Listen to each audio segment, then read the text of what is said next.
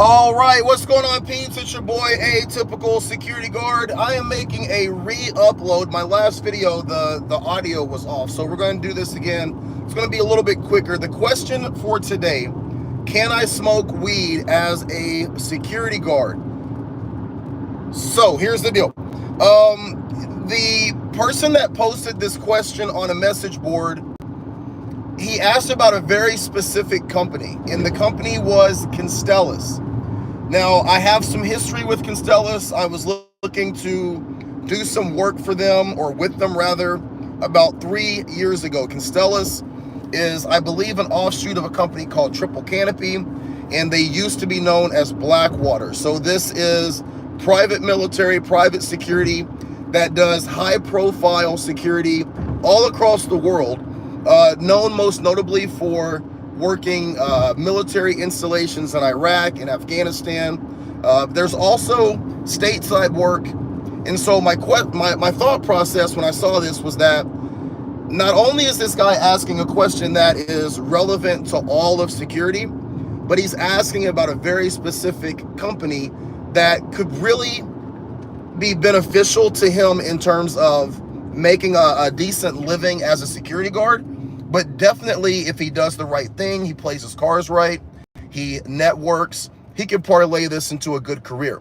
So there's one thing to make sure that you guys are aware of.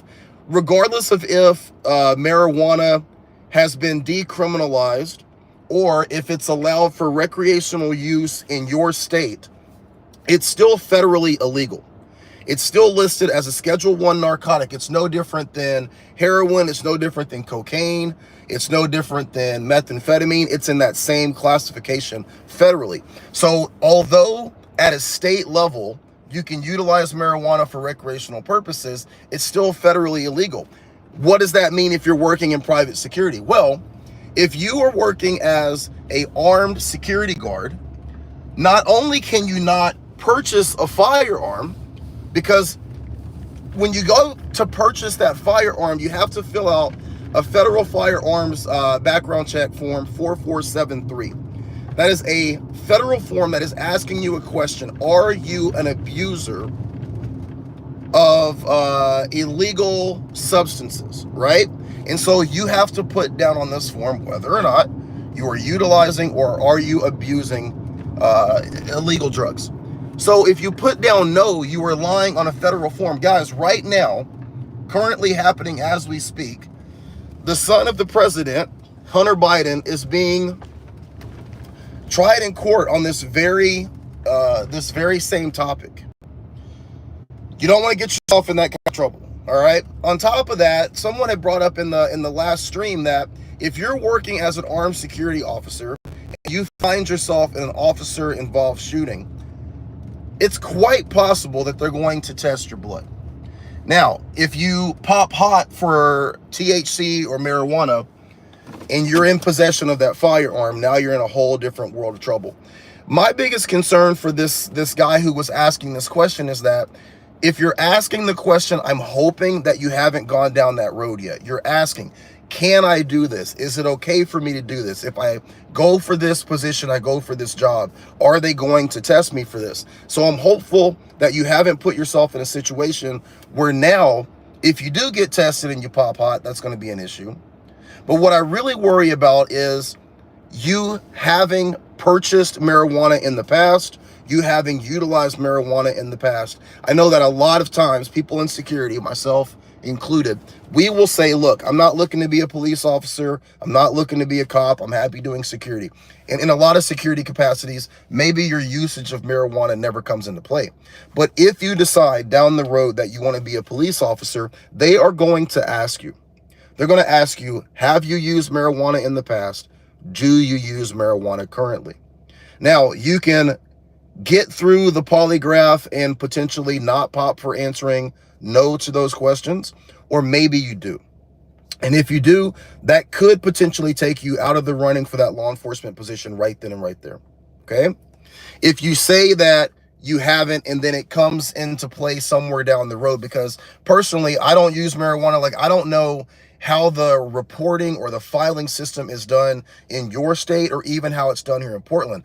I know for a fact that you can go online and you can literally order your marijuana and then pick it up at a dispensary, and there's dispensaries on every corner here. I don't know if they keep detailed records of who comes in. If you get through the hiring process and you tell the department that you've never utilized marijuana, you've never taken marijuana, you don't partake in marijuana, and then somehow that comes up down the road, that could also cost you your job. So in my personal opinion, I don't think that it is worth putting the really high profile, potentially high paying job with Constellas, let me put this on real quick, at risk. And then definitely, if you have any desire to potentially work in law enforcement, I would hate for you to put that in jeopardy over utilizing marijuana. Now, personally, I can see the benefits.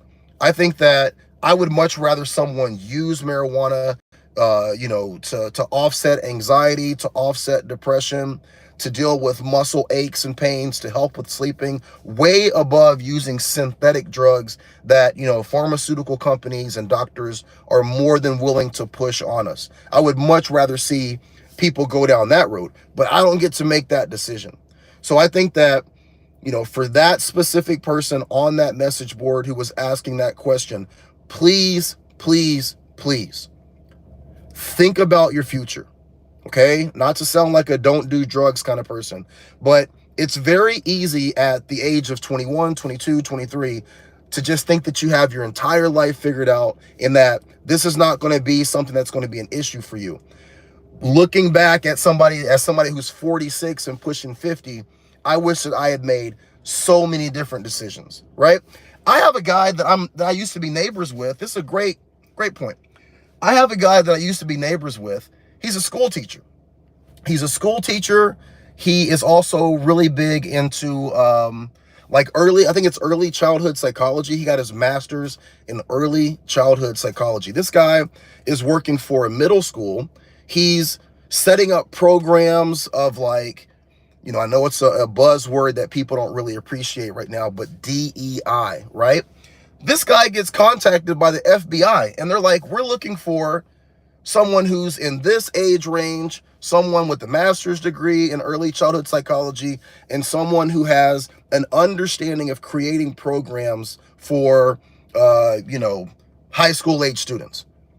This guy never in a million years would have thought that he would ever take a job with the FBI, but they literally reached out, recruited him, and he's ecstatic. He's ecstatic at the opportunity to literally become a fucking FBI agent.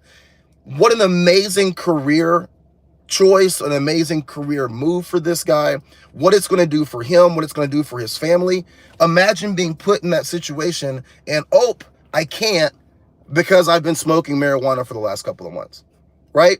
You never, ever know. So I want to preface that guy's movements with just saying, man, you don't know what you don't know. You don't know what you might want to do down the line, and you don't know what opportunities might come up. Think very long and hard if utilizing marijuana is worth it. I'm not saying that it's not, but you're going to have to answer that question. You're going to have to make that decision. What's best for you? And again, federally, still illegal. Okay? Carrying a firearm while being under the influence of marijuana, having that in your system, still illegal. So if you're working in an armed capacity, you really need to think long and hard about whether or not this is the direction that you want to go. The second thing that we talked about in the stream before I realized that my audio was all jacked up is mental health. Guys, look, I'm not going to go through the whole diatribe, but I had 3 days off in a row this week, and I had 3 days off in a row last week. I cannot tell you how much better I feel. Just being able to be at home with my wife, to see my dog. I literally stood in my kitchen and I looked out at my backyard, and all the trees are growing, the foliage is coming in, it's pretty. And I'm like, damn, I've never really spent time outside in my backyard. My wife was attacked by our dog back in January, and the last time that I can remember standing outside my backyard, having a beer, spending any time out there was January 15th. because we work so much, we put so much time into what we do. You know, we're working doubles, we're taking every shift possible. And it's like, financially, I really can't be happy with the fact that I've missed 3 days of work this week and 3 days of work last week.